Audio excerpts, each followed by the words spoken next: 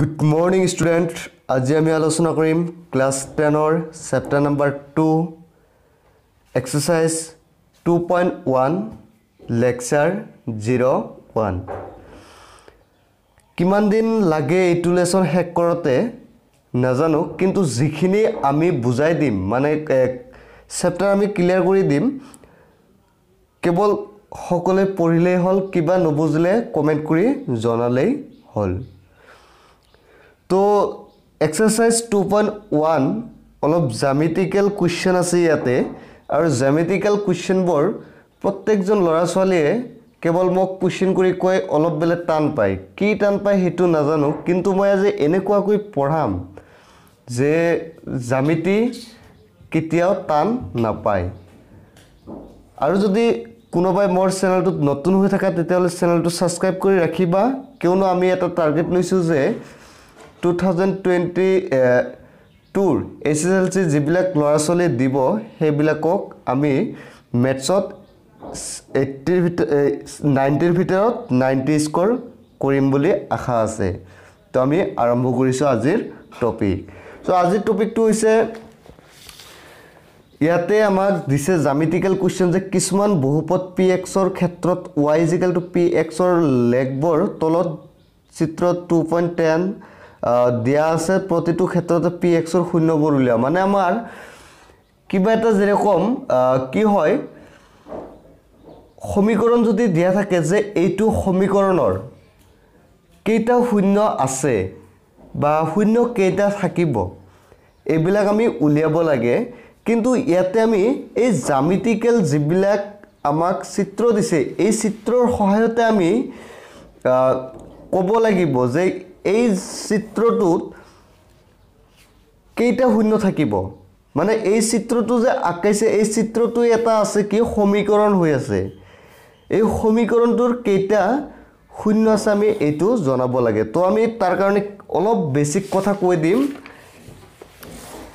so এটো হৈছে x axis আৰু x dash এটো হৈছে y axis y dash ঠিক আছে y dash যদি এনেকুৱা যদি এটা গ্ৰাফ আহে এই গ্ৰাফডাল যদি x ৰ ঘৰত এটা বিন্দুতে লাগি আছে হয়নে নাই তো এটা বিন্দুত লাগি আছে মানে কি এই গ্ৰাফডালৰ শূন্য হৈছে কেইটা এটা যদি এনেকুৱা হয় এটো x এটো y এটো x dash এটো y dash যদি গ্ৰাফডাল এনেকুৱা কৈ আহে তেতিয়ালে x ৰ লগত কেইটা বিন্দুত সেট কৰিছে এটা দুটা তিনটা বিন্দুত সেট কৰিছে মানে কি এই গ্ৰাফডালৰ শূন্য কেইটা তিনিটা তো আশা কৰো কনসেপ্ট খিনি ক্লিয়াৰ হৈছে আৰু যদি কনসেপ্ট ক্লিয়াৰ হোৱা নাই তেতিয়ালে আমাক কমেন্ট কৰি জনাব পাৰে ঠিক আছে তো এতিয়া আইছো মেইন চেপ্টাৰত তো ইয়াতে ফার্স্ট কোশ্চেন আমাক এটা দিছে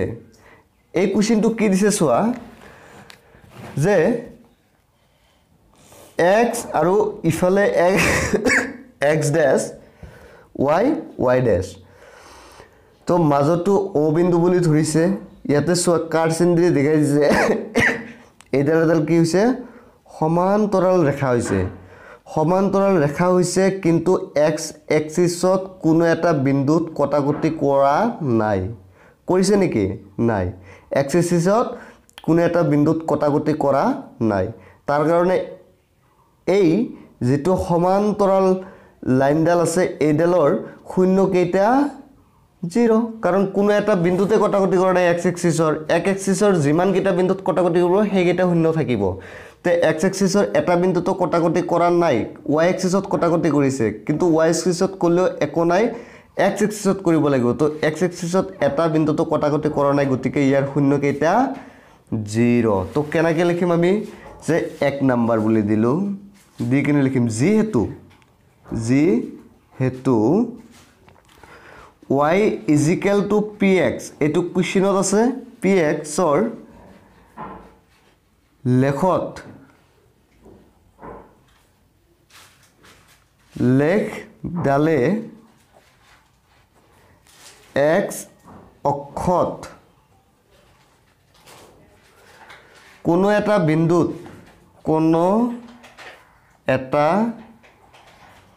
বিন্দুত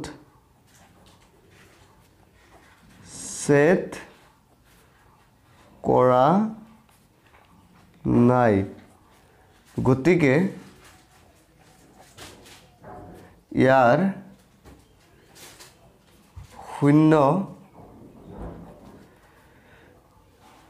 0 ঠিক আছে ইয়াৰ 0 বুজা গৈছে এতিয়া হৈছে আমি 2 নম্বৰটো লৈ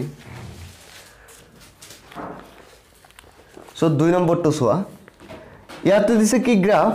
x আৰু x ড্যাশ y আৰু y ড্যাশ এটো তো সকলে জানা এটো 0 বিন্দু এটো সকলে জানা চোৱা x অক্ষত কেইটা বিন্দুত কাটিছে এটা বিন্দুত কাটিছে আৰু এটাতো কাটা নাই y গৈছে কিন্তু y আমাৰ নালাগে x ত কেৱল খালি এটাত কাটিছে x ত কেৱল খালি এটাত কাটিছে গতিকে ইয়াৰ শূন্যৰ সংখ্যা হ'ব কিমান 1 ইয়াত যেনেকুৱা কৈ লিখিছো সেম এনেকুৱা কৈ লিখিব লাগিব যেহেতু y px ৰ লেগডালে x অক্ষত এটা বিন্দুত কাটিছে তো গতিকে ইয়াৰ শূন্যৰ সংখ্যা 1 ঠিক আছে সো এনেকুৱা কৈ লিখিলেই হল তো এতিয়া হৈছে আমি 2 নম্বৰত আমাৰ কেইটাত কাটিছে এটা বিন্দুত কাটিছে দুটাত কাটিছে তিনটাত কাটিছে x এক্সিসত এটাত কাটিছে দুটাত কাটিছে তিনটাত কাটিছে এটাত কাটিছে দুটাত কাটিছে তিনটাত কাটিছে তাৰ মানে কি ইয়াৰ শূন্যৰ সংখ্যা কেইটা তিনিটা তো ইয়াতে 4 নম্বৰত আইছো আমি 4 নম্বৰত x এক্সিসত এটা বিন্দুত কাটিছে এইটো এটাত কাটিছে তাৰ মানে কেইটা হল দুটাত কাটিছে তাৰ মানে ইয়াৰ শূন্যৰ সংখ্যা হল দুটা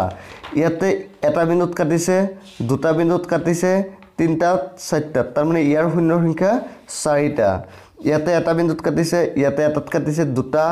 ইয়াতে এটা তিনটাত কাটিছে তাৰ মানে ইয়াৰ শূন্যৰ সংখ্যা হল কেইটা